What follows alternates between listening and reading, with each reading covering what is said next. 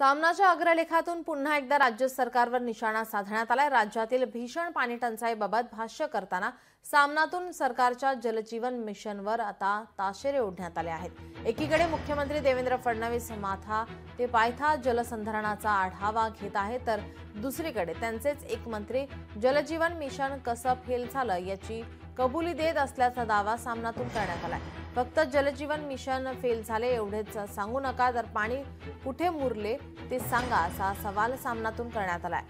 काय म्हटलंय सामनाच्या अग्रलेखात पाहूयात ग्राफिक्सच्या माध्यमातून।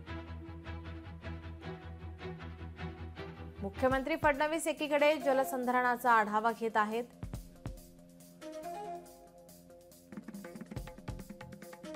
माथा ते पायथा तत्वानुसार कामांचे निदर्शन प्रशासनाला देत आहेत। त्यांचे मंत्री जलजीवन मिशन कसे फेल झाले त्याची कबुली देत आहेत।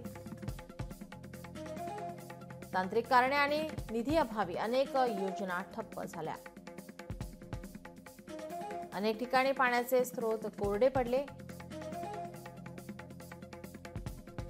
हर घर नल हर घर जल ही मोदींची वल्गना हवेत विरून गेली।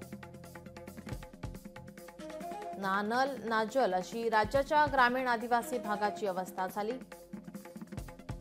जलयुक्त शिवार ते जलजीवन मिशन असा पाणी टंचाईचा प्रवास। तेव्हा फक्त जलजीवन मिशन फेल झाले असे सांगू नका,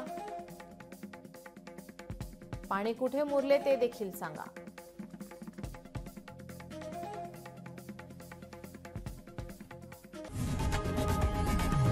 लोकशाही मराठी ऐका, पहा, जागरूक रहा।